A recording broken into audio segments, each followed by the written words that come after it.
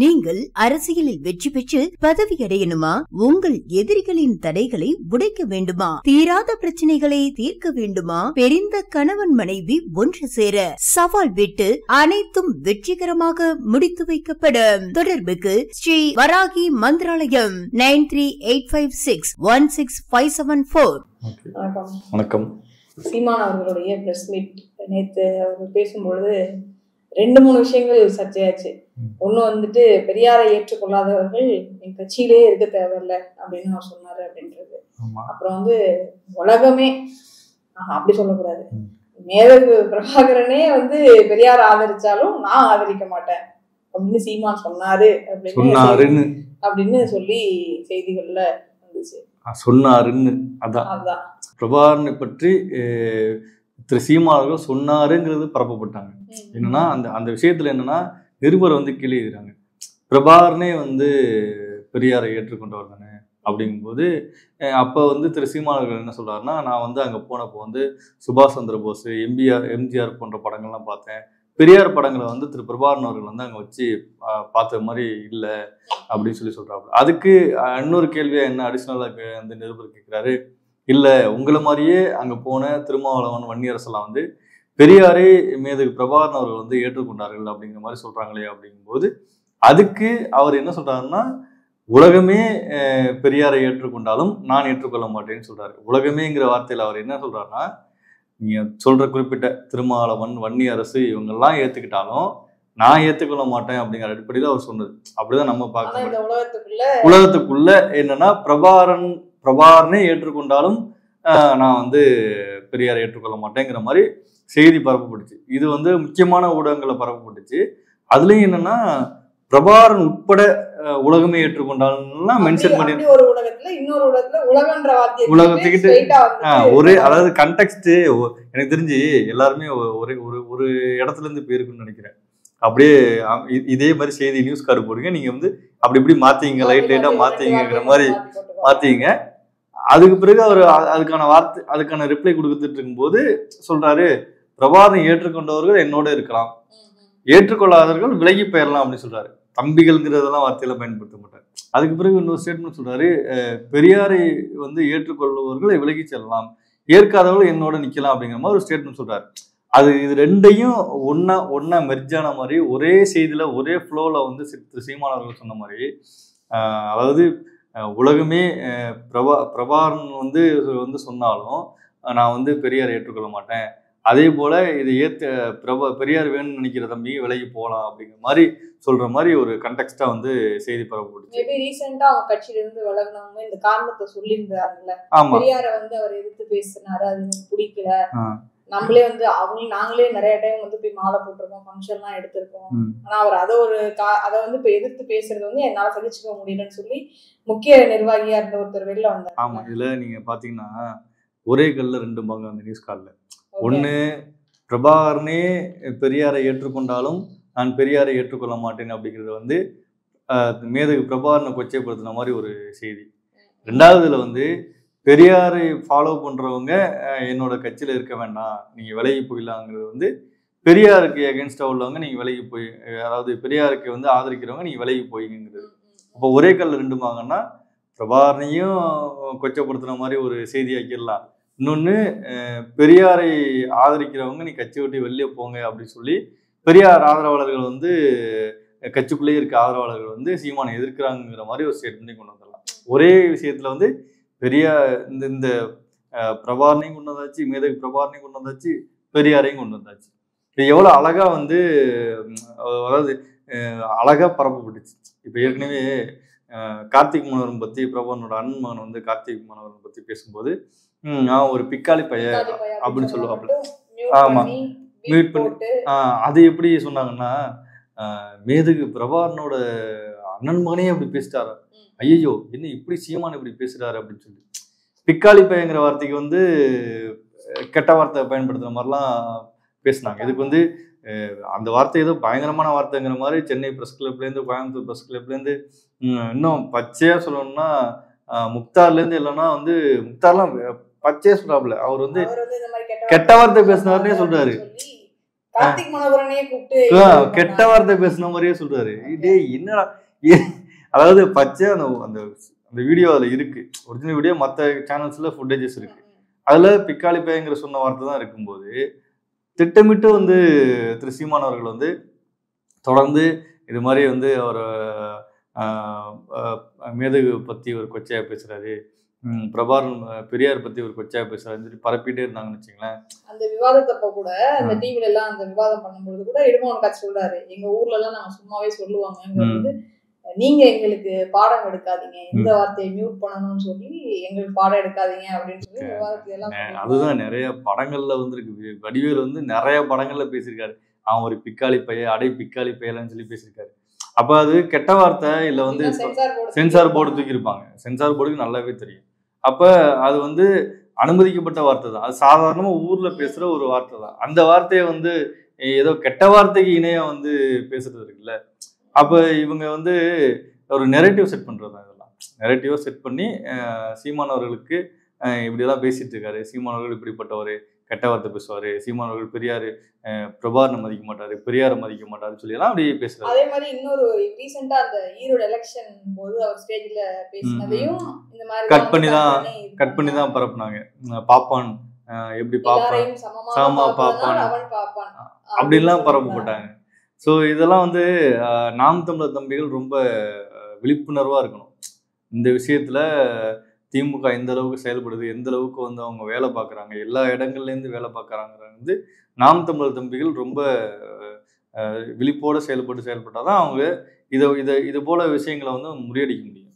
ஆனால் இந்த விஷயத்துல திமுக சார்பில் இருக்கக்கூடிய சில ஊடகங்கள்ல சீமான் அவர்கள் முன்னாடி பேசின மேடை பேச்செல்லாம் நம்ம எடுத்து போடுறாங்க. அதுல வந்து சீமான் அவர்கள் வந்து பெரியார் குறித்து மேதகு அவர்கள், பெரியாரும் அண்ணாவையும் குறித்து மேதகு அவர்கள் வந்து ரொம்ப பெருமையா பேசியதாகவும், அவங்கள இன்ஸ்பயர் பண்ணி தான் நாங்க இங்க இவ்வளவு பெரிய போராட்டமே நடத்திக்கிட்டு இருக்கோம், நீங்க வந்து அங்க ஓட்டுக்காக அப்படிப்பட்ட தலைவர்கள் நாங்க வச்சுட்டு நீங்க போய் வெறும் ஓட்டுக்காக வாழ்றீங்களே அப்படின்னு சொல்லி சீமானவர்கள் பேசியிருக்காரு. இந்த கிண்டெல்லாம் நிறைய சொல்லுவாங்க, சீமானவர்களே கேள்வி, சீமானவர்களே இப்ப இதுல 2009க்கு முன்பு 2009க்கு பின்பு தான் இப்ப பிரிச்சு பார்க்கணும்.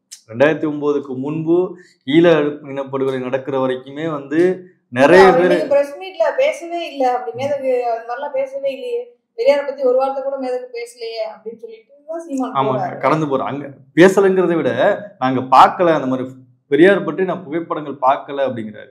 அந்த சுபாஷ் சந்திர போஸோட போட்டோ பார்த்தேன், எம்ஜிஆரோட போட்டோஸ்லாம் பார்த்தேன், ஆனா வந்து மேதகு அந்த பெரியாரோட புகைப்படங்கள் பெரியாரை ஃபாலோ பண்ற மாதிரி என்கிட்ட சொல்லலைங்கிறாரு. இவர் பெரியார் மேடைகள்ல பேசும்போது பெரியாரை தூக்கி பிடிச்சி தானே ஆகணும், தூக்கி பிடிச்சி பேசினா தானே பெரியார் ஆதரவாளர்கள் வந்து ஆதரிச்சு பேசுவாங்க. அப்ப இவரே சொல்றாரு, நான் வந்து பெரியாரை ஏன் எதிர்க்கிறேன்னா, பெரியாரை நான் வந்து படித்தேன், நான் வந்து படம் எடுக்கல, பெரியாரை நான் முழுக்க படித்தேன், அப்போ இங்கே தவறு இருக்குன்னு தெரியும் போது நான் பேச ஆரம்பிக்கிறேன் அப்படிங்கிறாரு. 2009க்கு முன்பு வரைக்குமே இங்கே இருக்கிற தமிழ் தேசியவாதிகள் நிறைய பேர் திராவிடத்தை ஆதரிச்சிருந்தவங்க தான், நிறைய பேர் பெரியாரை ஃபாலோ பண்ணவங்க தான், நிறைய பேர் கலைஞரோட ரசிகர்களாக இருந்தவங்க தான். நான்லாம் வந்து தீவிர கலைஞர் ஃபேனாக இருந்தவங்க தான். இல்ல ஏன்னா அப்படி பரப்புனாங்க. இப்ப ஜெயலலிதா அவர்கள் வந்து ஒரு பார்ப்பன சித்தாந்தத்துல உள்ளவங்க.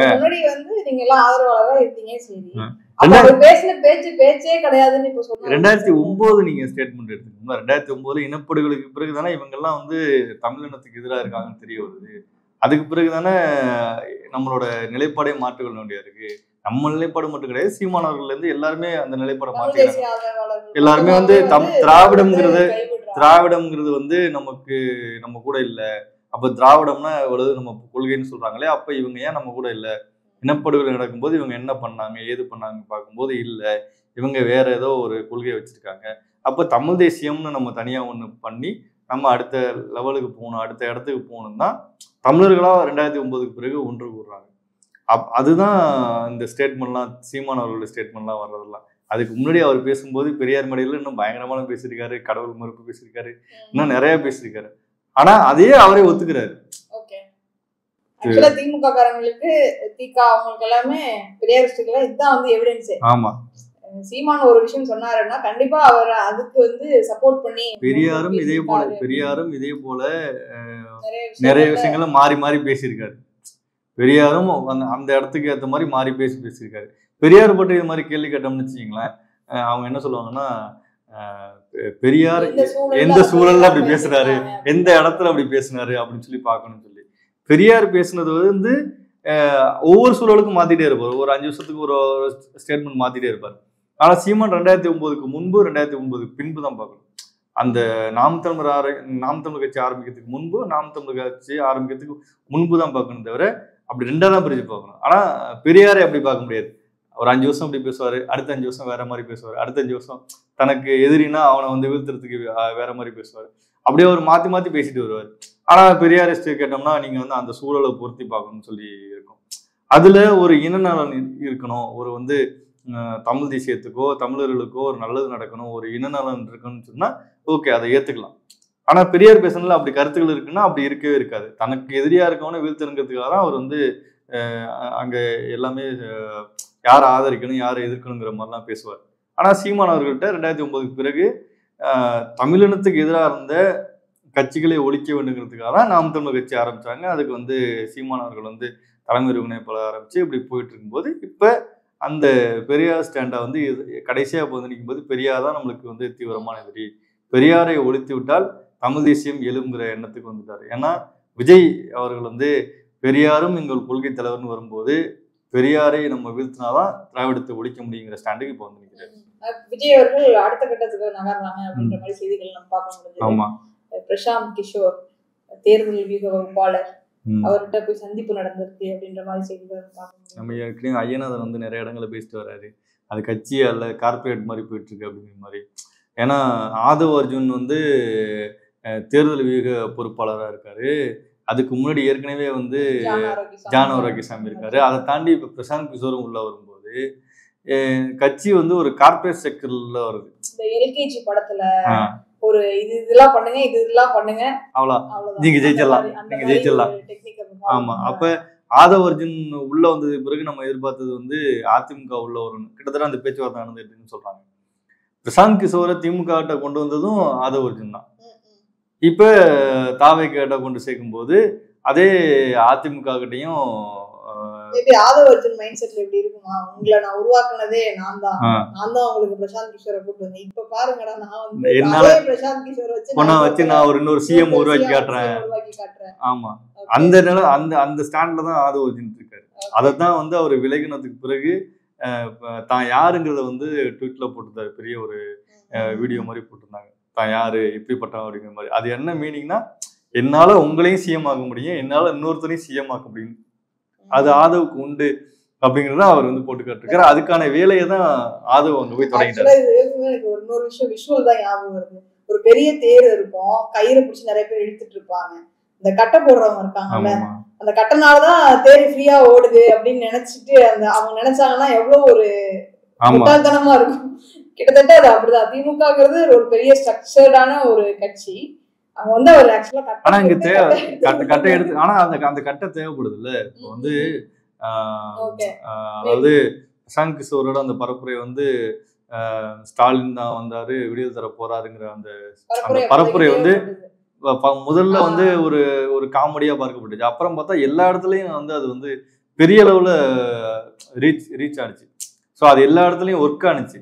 அதுதான் பிரசாந்த் கிஷோரோட வந்து ஏடிஎம்கே வந்து கம்மியா இருக்காங்க, அவங்க வந்து உள்ள குழப்படி நடந்துட்டு இருக்கு அப்படின்ற பேச்சு இருந்தாலுமே இவ்வளவு ஒரு பவர்ஃபுல்லான கேம்பெயின் அப்போ டிஎம்கே. ஆமா, டிஎம்கேக்கு இருந்துச்சு, பயங்கரமா டிஎம்கேக்கு அப்படி கேம்பெயின் இருந்துதான் அவங்க ஜெயிக்க வேண்டிய சூழலாச்சு. ஏன்னா இந்தியா முழுக்கன்னு இல்லை, உலகம் முழுக்க வந்து இந்த ஸ்ட்ராட்டஜிஸ்டோட வேல்யூ வந்து தேவைப்படுது. ட்ரம்ப்பே வந்து ஸ்ட்ராட்டஜிஸ்ட் வச்சு தான் ஜெயிச்சிருக்காரு.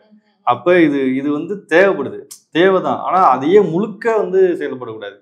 ஐயநாதன் வைக்கிற குற்றச்சாட்டு என்னன்னா, அதையே முழுக்க அதையே நம்பி நீங்க மக்கள் பணி பண்ணுங்க, மக்கள் பணி செய்யுங்க, மக்களுக்காக வேலை செய்யுங்க, கட்சியை பலப்படுத்துங்க, அப்புறம் ஸ்ட்ராட்டஜிஸ்ட கொண்டாந்து வச்சு நம்ம என்ன பண்ணலாம், எப்படி பண்ணலாம், இதை எப்படி கொண்டு போய் சேர்க்கலாம் அப்படின்னு சொல்லி பாருங்க அப்படின்னு சொல்லி மாவட்ட செயலாளர்கள் ஏதோ ஒரு பிரச்சனைன்னு சொல்லி இதை போட்டிருந்தாங்க. அதுக்கு கமெண்ட்ல ஏதோ போட்டிருந்தாங்க, முதல்ல கட்சியை பலப்படுத்துங்க, அப்புறமேட்டு நீங்க இந்த இதெல்லாம் பண்ணலாம். கட்சியை பலப்படுத்தினாதான் நீங்க அடுத்த கட்டத்துக்கு போக முடியும். ஆனா இவங்க ஸ்ட்ராட்டஜிஸ்ட வச்சு பண்ணலாம்னு பாக்குறாங்க. அது ஏடிஎம்கே கூட கூட்டணியா போய் சேரும்போது அது அவங்களுக்கு வந்து ஒரு நல்ல ஒரு பலனை கொடுக்கும். அந்த பலனுக்காக தான் இப்ப இந்த ஆதவ் அர்ஜுன் வந்து வேலை பார்த்துட்டு இருக்காரு. கண்டிப்பா ஆதவ் அர்ஜுன் உள்ள போகும்போதே நம்ம ஏற்கனவே கூட பேசியிருக்கோம். அதிமுகவோட சேருவாங்க அப்படிங்கிற மாதிரி பேசியிருக்கோம். கண்டிப்பா வந்து அதிமுக தவிக கூட்டணி வரதுக்கு நிறைய வாய்ப்புகள் இருக்கு. அந்த வாய்ப்புகள்ல தான் இந்த இதெல்லாம் நடந்துகிட்டு இருக்கு, இந்த மாற்றங்கள்லாம் நடந்துட்டு இருக்கு. ஆதவ் அர்ஜுன் நாங்க உள்ள போகும்போது இந்த விசிகாவும் உள்ள வரும் அப்படின்ற இதெல்லாம் யோசிச்சுட்டு இருந்தாங்க. அதெல்லாம் எந்த அளவுக்கு சாத்தியம், அது அடுத்தடுத்து போகலாம். ஆனா இது அதிமுக உள்ள வரதுக்கு வாய்ப்பு, அதிமுக தலைமையில தாவேகா போறதுக்கு வாய்ப்பு இருக்கு. தாவேகா போனுச்சுன்னா ஆட்டோமேட்டிக்கா அடுத்தடுத்த சின்ன கட்சிகள்லாம் வரதுக்கு வாய்ப்பு இருக்கு. அதிமுக தலைமையில தாவேகா, அதிமுக தலைமையில தான் தாவேகாவினர் ஏத்துப்பாங்க. அதிமுக தலைமையில தான் தாவேகா போகணும். ஏன்னா தாவேகா இது வரைக்கும் எந்த தேர்தலையும் சந்திக்கல, முதல் முறையா சந்திக்க போறாங்க. எப்படி பாக்குறாங்கன்னா அதிமுக விஜயகாந்துக்கு எப்படி வந்து சீட் ஷேரிங் கொடுத்தாங்களோ 40 சீட்டு கிட்ட கொடுத்தாங்க, அது போல விஜய்க்கும் கொடுக்கலாம் அப்படிங்கிற வாய்ப்பு இருக்கு. ஒரு 40 சீட்டு, இவங்க 80 சீட்டு கிட்ட எதிர்பார்க்குறாங்க போல, ஒரு 40 சீட்டு கிட்ட கொடுத்து அவங்களும் சீட் ஷேரிங்ல கொடுத்து கூட வந்து ஒரு எதிர்கட்சியா வந்து விஜய் கொண்டு வந்துட்டாங்கன்னா அங்க எதிர்கட்சியா விஜய் இருப்பாரு, ஆளுங்கட்சியா எடப்பாடி இருப்பாப்ல. அடுத்த தேர்தலில் வந்து நேருக்கு நேரா பாத்துக்கலாம், அப்படி ஒரு ஸ்ட்ராட்டஜிஸ் கூட இருக்கலாம். சந்திரபாபு நாயுடு, பவன் கல்யாண் அந்த சென்ஸ் அது மாதிரியும் இருக்கலாம். அப்படி இருக்கும்போது விஜய் தானா ஆட்டோமேட்டிக்கா வந்து ஒரு அடுத்தடுத்த லெவலுக்கு போக ஆரம்பிச்சிடாரு. ஆனா மக்கள் பண்ணி தான் வந்து கட்சி என்னைக்குமே கடைசி வரையும் கொண்டு போய் மார்ச் மாதம் போறாங்கன்னா அதுக்குள்ள முட்டை வீசலாம்னு சொல்லி பிளான் பண்ணிட்டு இருக்காங்க ரஜினி ரசிகர்கள். ஆமா இருக்கு. அது என்னன்னா அவங்க ரஜினி ரசிகர்கள் எல்லாம் தீவிரமா விஜய் எதிர்க்க ஆரம்பிச்சிட்டாங்க. ஆனா இப்ப ரஜினி ரசிகர்கள் இருக்காங்களான்னு தெரியல, ஏதோ கொஞ்சம் பேர் கொஞ்சம் இருப்பாங்க, வயசானவங்க கொஞ்சம் பேர் இருப்பாங்க. அவங்க வந்து என்னதான் எதிர்த்தாலும் விஜயோட வில் போற விஜய்க்கு உள்ள அந்த மாசம் வந்து யாரையும் தடுக்க முடியாது. ஏன்னா விஜய் வீட்டுக்கு ஒரு ஓட்டு இருக்கு. விஜய்க்கு வந்து வீட்டுக்கு ஒரு ஓட்டு இருக்கு. வீட்டுக்கு ஒருத்தர் யாராச்சும் ஒருத்தர் வந்து விஜய்க்கு ஆதரவா இருக்காங்க. பெண்கள் ஓட்டு வந்து விஜய்க்கு இருக்கு. இதெல்லாம் இருக்குது. ஆனா இதெல்லாம் ஸ்ட்ரக்சரா எப்படி கொண்டு வர போறாங்கலாம் விஷயமே. அது கொண்டு வரணும்னா ஏற்கனவே ஸ்ட்ரக்சரா இருக்க இன்னொரு கட்சியோட கூட்டணி சேர்ந்து நின்னாதான் தேர்தலை எப்படி எதிர்கொள்ளணும்னே தெரியும். ஒவ்வொன்றுத்துக்கு பர்மிஷன் வாங்குறதுல இருந்து எப்படி தேர்தலை வந்து பங்கேற்கலாம், எப்படி என்னெல்லாம் பண்ணணுங்கிறது வந்து ஏற்கனவே அனுபவமான ஒரு கட்சியோட கூட்டணி சேர்ந்து நின்னாதான் தாவேகா அடுத்த கட்டத்துக்கு போகும். தாவேகா ஆட்கள் எல்லாம் வந்து இவ்வளவு நாளா வந்து விஜய் ரசிகர்கள் தனி, அஜித் ரசிகர்கள் தனின்னு இருந்தது இல்லையா? இப்போ விடாமுயற்சி படத்துக்கு விஜய் ரசிகர்கள் எல்லாம் போஸ்ட் அடிக்கிறாங்க. ஆமா, அதையும் விட்டு வைப்பானே, அஜித் ரசிகர்கள் ஏன் விட்டு வைப்பானே? அவங்க வாங்க எல்லாம் ஒண்ணுதான், தளபதி மாதிரி வந்து சேர்ந்து போயிட்டு இருக்காங்க. அந்த மாதிரிதான் பாயிட்டு இருக்காங்க. சோ இந்த பசங்க மிடில் ஏஜ் பசங்க எல்லாம் விஜய்க்கு தான் ஆதரவு. நிறைய விஷயங்கள் தொடர்ந்து பேசலாம். நன்றி, வணக்கம்.